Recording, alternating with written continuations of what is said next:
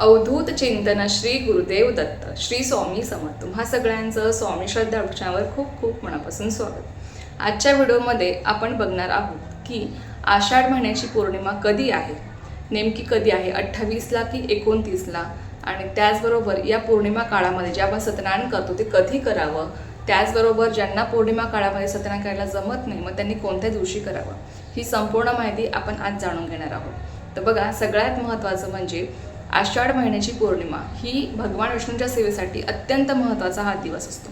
पौर्णिमा काळ म्हटलं की कोणत्याही महिन्याची पौर्णिमा असेल ती भगवान विष्णूंच्या सेवेसाठी, माता लक्ष्मीच्या सेवेसाठी आणि त्याचबरोबर आपल्या कुलदेवीच्या सेवेसाठी, आपल्या गुरूंच्या सेवेसाठी अत्यंत महत्त्वाची मानली जाते। त्यातल्या त्यात आता बघा, कालपासून म्हणजे आषाढी एकादशीपासून चातुर्मासाला सुरुवात झालेली आहे। चातुर्मास म्हणजे काय की बघा, आषाढी एकादशी ते कार्तिक एकादशीपर्यंत हा जो काही काळ आहे याला चातुर्मास असं म्हणतात। आषाढी एकादशीपासून भगवान विष्णू हे निद्रावस्थेत जात असतात आणि त्यामुळे या काळामध्ये आपल्याला भगवान विष्णूंसाठी जास्तीत जास्त सेवा करायची असतात। आणि त्यातल्या त्यात आता आषाढ महिन्याची पौर्णिमा म्हणून ही चातुर्मासातली ही पौर्णिमा आहे आणि त्यामुळे या पौर्णिमेला अत्यंत महत्त्व आहे। त्यामुळे या पौर्णिमेला आपल्याकडनं भगवान विष्णूंची एक अत्यंत प्रबळ सेवा घडली पाहिजे, ती म्हणजे सत्यनारायण सेवा। आता दर पौर्णिमेला सत्यनारायण का करायचं असतं, आपल्याला परमपूज्य गुरुमुनींनी सांगितलेलं आहे की दर पौर्णिमेला आपल्या घरामध्ये सत्यनारायण सेवा घडली पाहिजे, पूजा झाली पाहिजे। का झाली पाहिजे? कारण की आपल्या घरामध्ये कधीही धनधान्यांची कमतरता भासू नये, कुठल्याही प्रकारचा पैसा वायफळ मार्गाने खर्च होऊ नये, म्हणून आपल्याला दर महिन्याच्या पौर्णिमेला सत्यनारायण सेवा करायची असते। आता बघा, ज्या घरामध्ये दर पौर्णिमेला सत्यनारायण सेवा घडते त्यांना याचा अनुभव आहे की आपल्या घरामध्ये अर्थातच माता लक्ष्मीचा अखंड वास राहत असतो आणि कुठल्याही प्रकारची कमी आपल्याला कधीही भासत नाही। त्या घरामध्ये सुख, शांती, समृद्धी सर्व काही नांदत असतं। पण बघा, असे काही महिला आहेत, अशा काही ताई दादा आहेत की ज्यांना पौर्णिमेला सत्यनारायण सेवा करणं शक्य होत नाही। कधी कधी महिलांना मासिक धर्मामुळे किंवा सूतक विटळ आल्यामुळे दर महिन्याच्या पौर्णिमेला त्यांना सत्यनारायण सेवा करणं शक्य होत नाही। मग त्यांनी पौर्णिमेला जर सत्यनारायण सेवा घडली नाही तर आपण सत्यनारायण सेवा कधी करू शकतो, तर ही सुद्धा माहिती आपण बघणार आहोत। तर सगळ्यात महत्त्वाचं बघा, पौर्णिमा कधी आहे।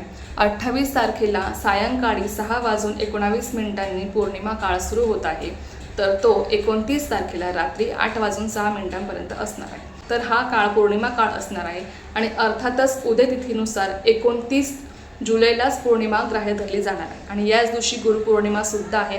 आपल्याला आपल्या गुरूंसाठी सुद्धा सेवा करायची आहे। कोणत्या सेवा करायच्या, काय करायच्या याबद्दल लवकरच व्हिडिओ येईल। पण आता बघा की आपल्याला सत्यनारायण सेवा कधी करायची आहे।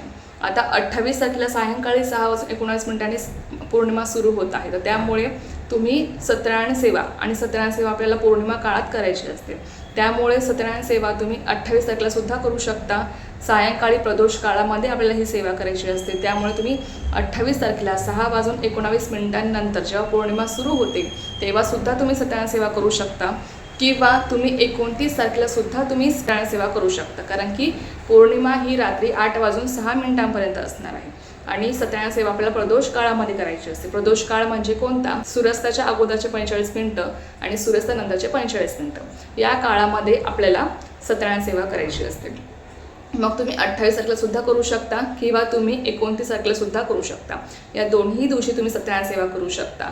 पण आता बघा, ज्यांना सत्यनारायण सेवा या दोन्ही दिवशी करणं शक्य होत नाही मग त्यांनी सत्यनारायण सेवा कधी करावी, तर तुम्ही नंतर बघा, महिनाभरामध्ये जर तुम्हाला पौर्णिमा काळामध्ये सत्यनारायण सेवा करणं शक्य झालं नाही काही कारणामुळे, तर तुम्ही त्या महिन्यामध्ये कुठल्याही एका विशिष्ट दिवशी, जेव्हा एखादं विशिष्ट दिन पाहून, जसं की तुम्ही शुक्रवार, एखादा चांगला दिवस पाहून तुम्ही त्या दिवशी सत्यनारायण सेवा करू शकता।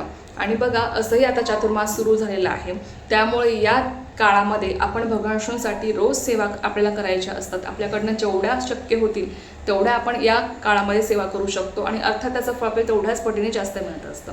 त्यामुळे या संपूर्ण काळामध्ये तुम्हाला जेवढे सत्यनारायण सेवा करता येतील, जसं की 7, 11, 21, त्यापेक्षाही जास्त 108 सत्यनारायण तुम्ही करू शकता।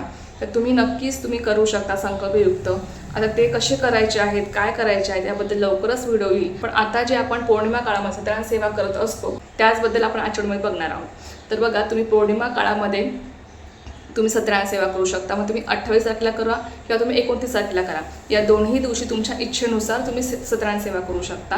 जर तुम्हाला या काळामध्ये नाही जमलंच, 28लाही नाही जमलं आणि 29लाही नाही जमलं, तर तुम्ही महिनाभरामध्ये म्हणजे पुढची पौर्णिमा येईपर्यंत तुम्ही महिनाभरामध्ये कधीही कोणत्याही विशिष्ट दिनी तुम्ही सत्यनारायण सेवा करू शकता. मग तुम्ही एखाद्या शुक्रवारी करू शकता किंवा तुम्ही एकादशीला सुद्धा तुम्ही सत्यनारायण सेवा करू शकता. असा एखादा विशिष्ट दिन बघून तुम्ही त्या दिवशी सत्यनारायण सेवा करू शकता. जेणेकरून बघा, आपल्याकडनं प्रत्येक महिन्यामध्ये सत्यनारायण सेवा आपल्या घरामध्ये होते आणि अर्थातच जिथे भगवान विष्णूंची सेवा होते तिथेच माता लक्ष्मीचा अखंड वास राहत असतो. कारण की माता लक्ष्मीला सगळ्यात जास्त प्रिय ही भगवान विष्णूंची सेवा आहे आणि म्हणूनच ज्या घरामध्ये त्यांची सेवा होते तिथे माता लक्ष्मी अखंड वास करत असते. तिथे सुख, शांती, समृद्धी सर्व काही नांदत असते. म्हणून लक्षात घ्या की जरी तुम्हाला पौर्णिमा काळामध्ये जमलं नाही सत्यनारायण सेवा करायला, तरी सुद्धा तुम्ही महिन्याच्या कुठल्याही एखादा विशिष्ट दिन पाहून तुम्ही सत्यनारायण सेवा करू शकता. तर अशा पद्धतीने तुम्हाला ही सत्यनारायण सेवा करायची असते. आणि सगळ्यात महत्त्वाचं म्हणजे पौर्णिमा काळ कधी आहे आणि तुम्हाला सत्यनारायण सेवा कधी करायची आहे तुम्हाला समजलं असेलच. तर चला, आजच्या व्हिडिओ फक्त एवढंच होतं. तर झालेली सेवा मी स्वयं माझ्याने रुजू करते आणि आजचा व्हिडिओ तेच थांबवते. तुम्हाला जर माहिती आवडली असेल तर व्हिडिओला लाईक, शेअर, सबस्क्राईब करायला विसरू नका. पुन्हा भेटूया अशाच एका नव्या व्हिडिओसोबत, एका नवीन विषयासोबत. तो पण सर्वांना श्री स्वामी समर्थ. जय जय स्वामी समर्थ.